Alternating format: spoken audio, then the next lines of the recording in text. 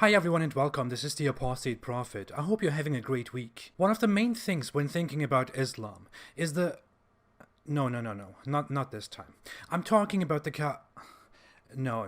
Come on. I'm talking about the Kaaba, one of the main images that you get when you Google Islam. It is one of the main images because it is the most important location in Islam, the most important building. It's the center of Islam. It's the most venerated place and building in the world. Every Muslim has to turn towards the Kaaba when they pray. And Muslim pilgrims visit the Kaaba and have to circle it multiple times in a practice called tawaf. It is so important because it is believed to be the first building established for Allah, the one God. Although Allah doesn't need that building. Weird. Today the cube is surrounded by the greatest mosque, the Great Mosque of Mecca, or the Sacred Mosque. The Islamic belief on the origins of the Kaaba are very different from what an objective non-Islamic research finds. According to Islamic belief, the Kaaba was built by Abraham, the forefather of Abrahamic religion, and he was told to build it by Allah. That is made very clear in Quran chapter 22, verse 26. Muslims believe that Ishmael, Abraham's first son, was given the blessing of the Kaaba so that his descendants would make an annual pilgrimage and a sacrifice feast at the Kaaba. Muslims believe that Ishmael was Abraham's religiously important and chosen son, although the Bible, where Abraham's story originated, says that God chose Isaac, not Ishmael. Ishmael is described as a warrior, and not the one who inherits his father's legacy. He is seen among many Jews as wicked but repentant, while Christians simply see him as Abraham's other wicked son. It is quite weird that Arab Muslims would make such a change in the biblical narrative and belief, and afterwards claim that Jews and Christians falsified the Bible. There are more differences than that, such as that Ishmael's mother Hagar, who is Abraham's handmaiden in the Bible, is suddenly directly Abraham's second wife in Islam. These changes appear probably because Arabs assume that they are descendants of Ishmael, while Jews are descendants of Isaac. But more to that at another time. Let's come back to the Kaaba. According to Islamic belief, Abraham built the Kaaba, Ishmael took care of it, and over generations it was revered by prophets and believers as Allah's house. That's why Muslims call it Baytullah, which means house of Allah.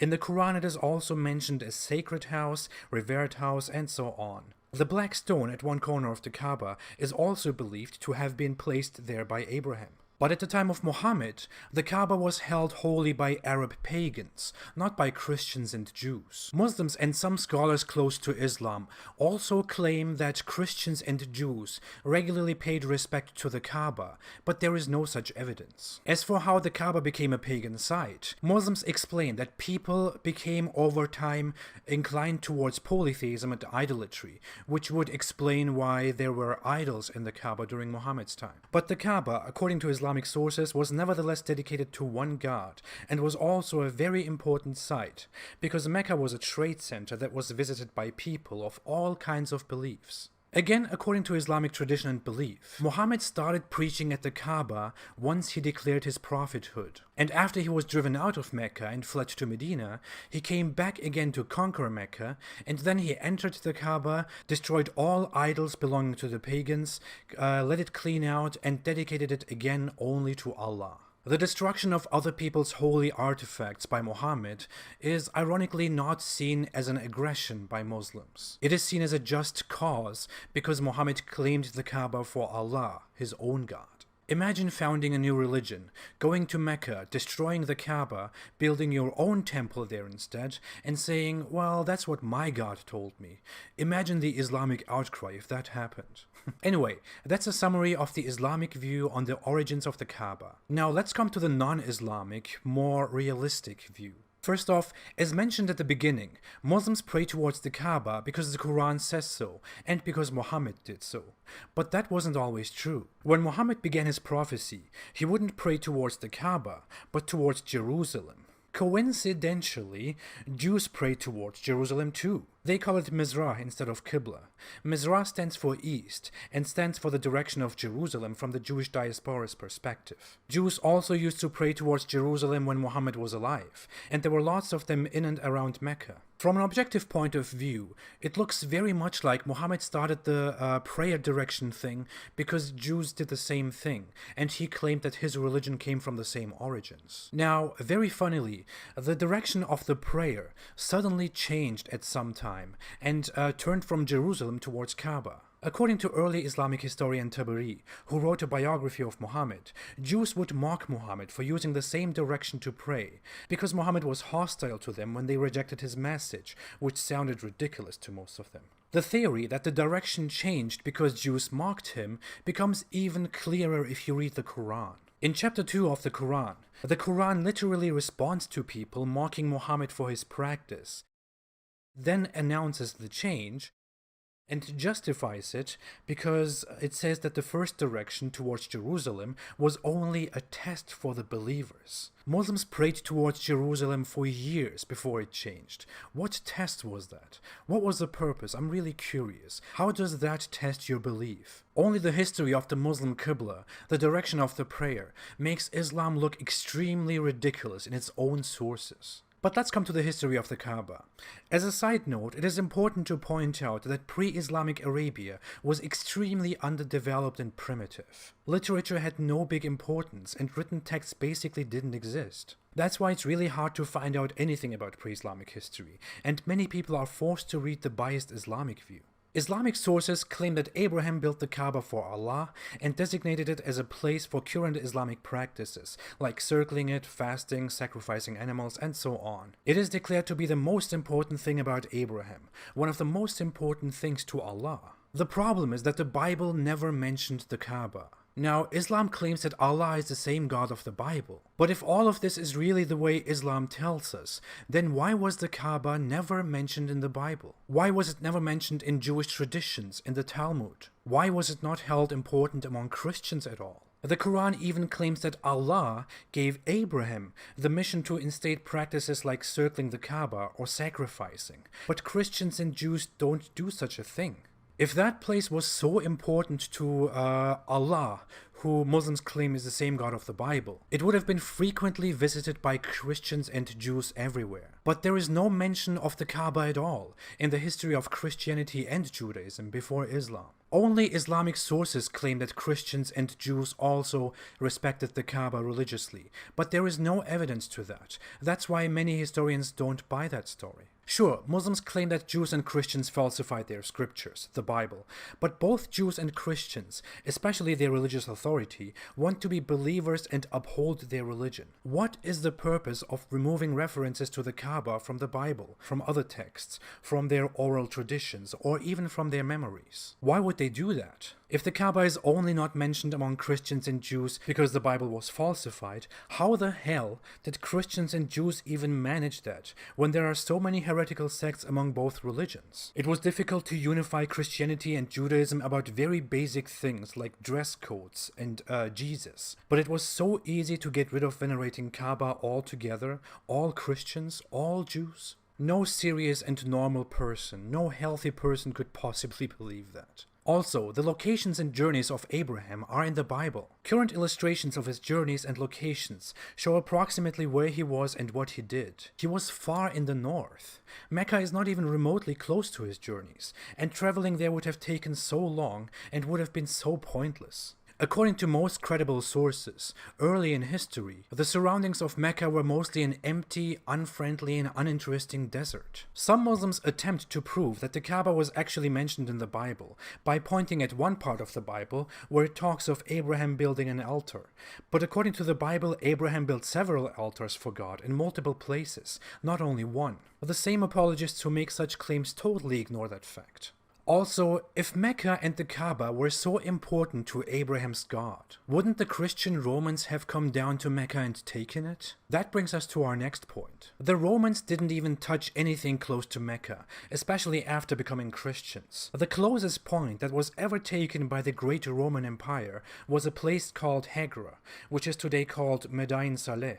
It is closer to Jerusalem than it is to Mecca. And the Roman Empire didn't leave anything untouched that was remotely important, and the desert dwellers had certainly not the strength to stop them. Also, Mecca was never even mentioned by non-Islamic and non-Arab sources until the 8th century, when Byzantines mentioned it due to their relations with the growing Muslims. This refutes one Islamic point, that the Kaaba, Mecca, was a very important and big trade center. That is only an Islamic claim. It was visited by Persians and surrounding Arabs, sure, but it was not a big trade center. There is no evidence to that, and every evidence points against that claim. That's why many historians actually come to the conclusion that the claim that Mecca was a trade center was only made up by Muslims or exaggerated because it was only important to Arabs. If it was really such a big and important place of trade and culture and whatever, North African rulers, Romans, the Eastern Roman Empire,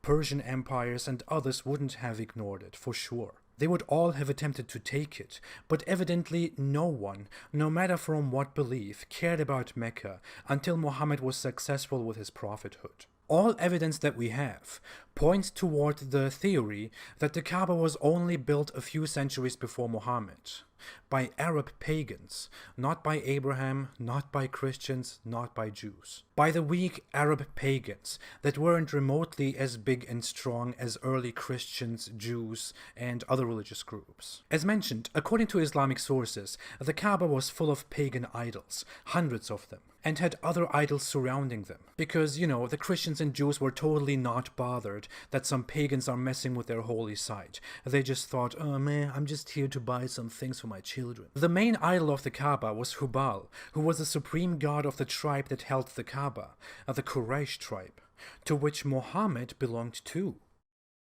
But aside from that, the Kaaba had hundreds of other idols that were instead revered by other pagan tribes around Mecca. The Quraysh were a tribe of merchants, which is why other Arab tribes used to visit them very often and made statements at the Kaaba by placing their own idols there and worshipping together. So it was clearly an important pagan site that only pagans used religiously. When Muhammad declared his prophethood and his new god, Allah, the closest holy site to him was the Kaaba. In the end, it seems very much like Muhammad was interested in monotheism and in Abrahamic traditions. He didn't initially bother very much about the Kaaba in a religious sense, but he had more and more disagreements and hostilities with Christians and Jews who rejected his message clearly. And since his own tribe, the Quraysh, and other pagans rejected his message very clearly and strictly, it looks like his interest in the Kaaba was something that had more to do with his pagan origins and with his feud with the pagans. It looks like he gradually wanted to get rid of Christian and Jewish influence in his religion,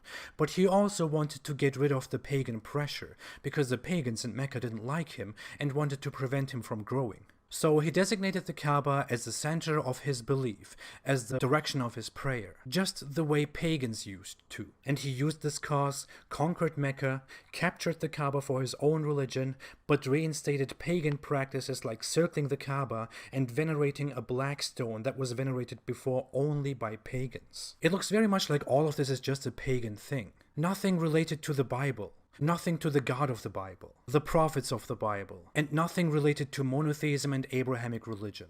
As said, there is simply not enough evidence about pre-Islamic Arabia, but all evidence that we have clearly points to this, that the Kaaba was only fancied by Muhammad due to paganism. There is just no evidence at all for Muhammad's and Islam's theories. That's why, from an objective, honest, and researching point of view, we can only come to the conclusion that the Kaaba is an Islamic issue, a pagan issue.